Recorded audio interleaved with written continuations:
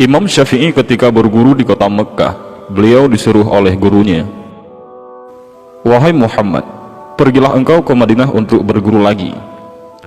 Karena sesungguhnya ilmuku sudah habis, semuanya sudah kuajarkan padamu." Imam Syafi'i menuruti gurunya itu dan berpamitan kepada ibunya. Berkatalah ibundanya, "Nak, pergilah engkau menuntut ilmu di jalan Allah. Kita ketemunya nanti di akhirat." Maka Imam Syafi'i pun berangkat ke Madinah mencari guru untuk belajar. Saat itu usianya masih sangat muda. Di Madinah, beliau berguru kepada Imam Malik. Tak butuh waktu lama bagi Imam Syafi'i untuk menyerap ilmu dari Imam Malik sehingga semua orang terkagum-kagum dibuatnya. Termasuk sang guru yang pada saat itu merupakan ulama tertinggi di Madinah, tampuknya kutub Hijaz, yaitu Imam Malik. Imam Syafi'i menjadi murid kesayangan Imam Malik. Selesai belajar di Madinah, Imam Syafi'i masih melanjutkan pencarian ilmunya ke Irak. Irak saat itu juga merupakan salah satu kutub ilmu se-Islam selain Madinah, karena di sana ada Imam Abu Hanifah dan murid-murid beliau. Jadi, pada masa itu terdapat dua kutub ilmu Islam, yaitu kutub Hijaz di Madinah, yang mana Imam Malik sebagai maha gurunya, dan ada kutub Baghdad, di mana Imam Abu Hanifah sebagai maha gurunya. Berangkatlah Imam Syafi'i mengembara ke Irak, dan Imam Syafi'i menimba ilmu di sana kepada murid-muridnya Imam Abu Hanifah atau Imam Hanafi. Meski sudah banyak menyerap ilmu di Irak, Imam Syafi'i belum ingin pulang, karena belum ada panggilan dari ibundanya. Di Irak, Imam Syafi'i berkembang menjadi murid yang terkenal sangat pintar dan tercerdas, sehingga dalam waktu singkat, beliau sudah diminta untuk mengajar. 1 murid, 2 murid, 3 murid, sampai ribuan murid berbondong-bondong datang untuk berguru kepadanya. Hingga ia pun menjadi ulama besar yang terkenal ke seluruh penjuru Irak hingga Hijaz pada waktu itu. Ketika musim haji datang, ibunya Imam Syafi'i selalu menunaikan haji. Suatu ketika di musim haji di Masjidil Haram, ada sebuah pengajian besar yang mana pengajiannya dipimpin oleh seorang ulama besar dari Irak. Ulama besar dari Irak ini dalam ceramahnya sebentar-bentar berkata, "Qala Muhammad bin Idris Asy-Syafi'i, qala Muhammad bin Idris Asy-Syafi'i," telah berkata Muhammad bin Idris Asy-Syafi'i. Ibundanya Imam Syafi'i yang juga turut mendengar pengajian itu bertanya-tanya, "Muhammad bin Idris Asy-Syafi'i yang disebut guru besar itu Muhammad bin Idris Asy-Syafi'i yang mana?" Karena Muhammad adalah anaknya dan Idris adalah nama suaminya. Maka bertanyalah ibunya kepada ulama besar tadi, "Wahai Syekh, maaf saya bertanya, siapakah itu Muhammad bin Idris Asy-Syafi'i?" Dengan bangganya kiai besar itu berkata, "Dia adalah guruku, seorang ulama besar dari Irak yang berasal dari kota Mekkah ini." Mendengar jawaban itu, ibunda Imam Syafi'i terkejut, karena setahu beliau tak ada nama Muhammad bin Idris Asy-Syafi'i yang berasal dari Mekkah ini selain dari anaknya.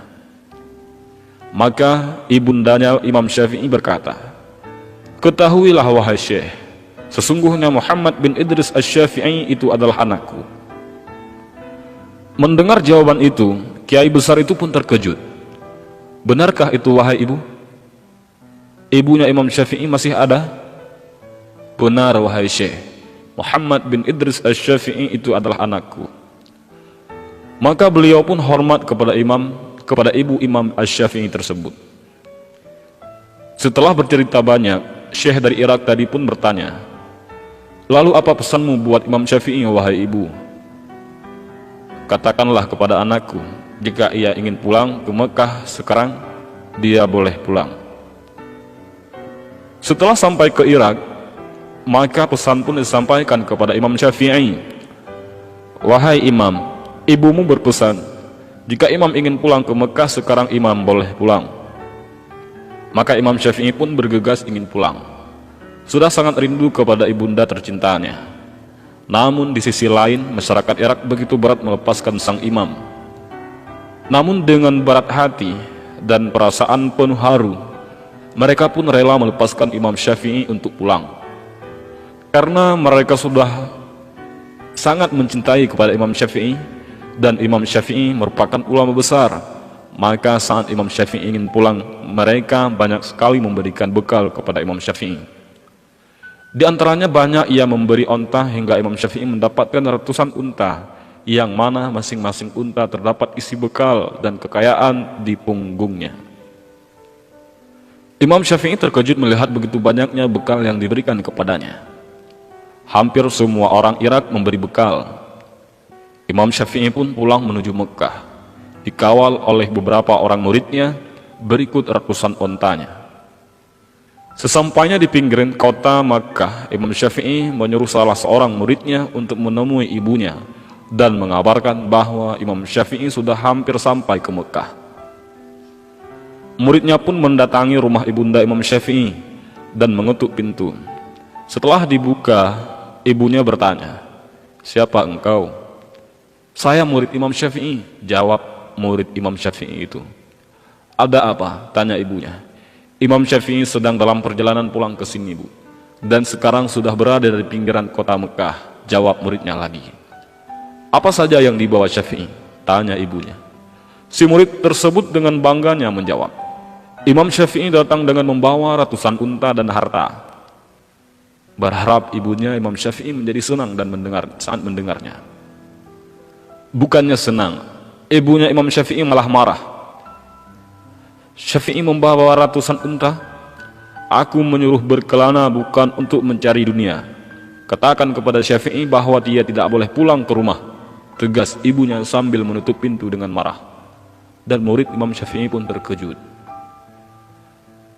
Maka dengan perasaan yang serba salah, murid tersebut menyampaikan pesannya kepada Imam Syafi'i. Ketika mendengar pesan tersebut, Imam Syafi'i gemetaran ketakutan. Imam Syafi'i pun memerintahkan kepada muridnya untuk mengumpulkan warga miskin yang ada di kota Mekah.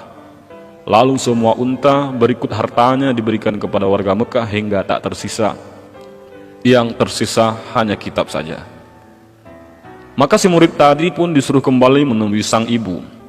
Sesampainya di rumah, murid tadi menceritakan kepada sang ibu yang bahwa semua unta dan hartanya sudah dibagikan kepada warga Mekah, dan yang tersisa hanya kitab dan ilmunya saja. Maka Imam Syafi'i pun diperbolehkan pulang. Wallahu a'lam bishawab.